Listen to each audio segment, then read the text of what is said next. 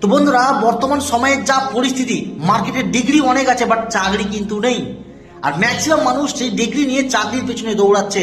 তো আমি এই সমস্ত মানুষদের উপলক্ষে একটাই কথা বলতে চাই, কারণ আগামীকাল আমি আমার একটা চেনাশোনার মাধ্যমে আমি দেখলাম তিনি অলরেডি 5 বছর চাকরির জন্য দৌড়ে 5 বছর নিজের সময়কে নষ্ট করেছে।